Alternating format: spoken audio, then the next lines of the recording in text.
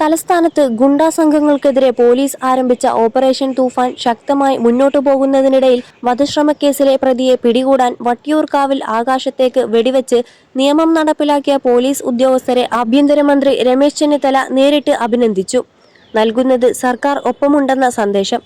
വധശ്രമക്കേസിൽ ഒളിവിലായിരുന്ന തിരുവനന്തപുരം കോർപ്പറേഷനിലെ BJP കൗൺസിലറെ സാഹസികമായി വീട്ടിൽ കയറി പിടികൂടിയ പോലീസ് സംഘത്തിന് ആഭ്യന്തരമന്ത്രിയുടെ ഭാഗത്തുനിന്നും മികച്ച പിന്തുണയാണ് ലഭിച്ചിരിക്കുന്നത്. ആക്രമികളെയും ഗുണ്ടകളെയും അടിച്ചമർത്താൻ പോലീസിന് എല്ലാവിധ ആയുധങ്ങളും തോക്കും ഉപയോഗിക്കാനുള്ള പൂർണ്ണ സ്വാതന്ത്ര്യം ഇനി മുതൽ ഉണ്ടായിരിക്കുമെന്ന് മന്ത്രി വ്യക്തമാക്കി. 1 മാസത്തിലേറെയായി പോലീസിനെ വെട്ടിച്ച് ഒളിവിലായിരുന്ന Thiruvananthapuram corporation Vazhottukonam ward councillor സുഗതനെ ചൊവ്വാഴ്ച രാത്രി 10ഓടെയാണ് വൻ നാടകീയ രംഗങ്ങൾക്കൊടുവിൽ പോലീസ് സംഘം അറസ്റ്റ് ചെയ്തത്.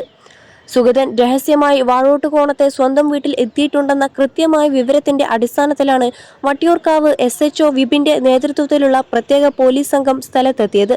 21 ലക്ഷത്തോളം സന്തുഷ്ടരായ ഉപഭോക്താക്കളും 2 ലക്ഷത്തോളം തിമിര ശസ്ത്രക്രിയകളും പൂർത്തിയാക്കിയ മലബാറിലെ ഏക കണ്ണാശുപത്രി Al Salama high hospital road, Perinthalmanna.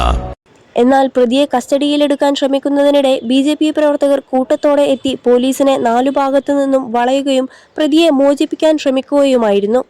പ്രവർത്തകരുടെ ഭാഗത്തു നിന്നും കടുത്ത പ്രതിരോധം ഉണ്ടായതോടെ സാഹചര്യം കൈവിട്ടുപോകുമെന്ന് മനസ്സിലാക്കിയ വട്ടിയൂർക്കാവ് SHO വിപിൻ തന്റെ സർവീസ് റിവോൾവർ ഉപയോഗിച്ച് ആകാശത്തേക്ക് വെടിയുതിർക്കുകയായിരുന്നു. ജനവാസ മേഖലയിൽ പെട്ടെന്നുണ്ടായ വെടിവെപ്പിൽ പരിഭ്രാന്തരായ BJP പ്രവർത്തകർ 4 പാടും ചിതറിയോടിയതോടെയാണ് പോലീസിന് സുഗതനെ സാഹസികമായി കസ്റ്റഡിയിലെടുക്കാൻ കഴിഞ്ഞത്. തുടർന്ന് വൻ പോലീസ് സന്നാഹത്തിന്റെ അകമ്പടിയോടെ വട്ടിയൂർക്കാവ് സ്റ്റേഷനിൽ എത്തിച്ച പ്രതിയെ പ്രാഥമിക ചോദ്യം ചെയ്യലിന് ശേഷം ജനറൽ ആശുപത്രിയിൽ വൈദ്യപരിശോധനയ്ക്ക് വിധേയനാക്കി കോടതിയിൽ ഹാജരാക്കി റിമാൻഡ് ചെയ്തു. ഇതെല്ലാം സുഗതന്റെ കുടുംബം നിഷേധിച്ചു. പോലീസിനെതിരെ ഭാര്യ ആരോപണമുയർത്തി. പോലീസ് നടപടിക്കെതിരെ മേയർ VV രാജേഷ് രംഗത്ത് വന്നു. ഇതിന് പിന്നാലെയാണ് ചെന്നിത്തല പോലീസിനെ പിന്തുണച്ചെത്തിയത്.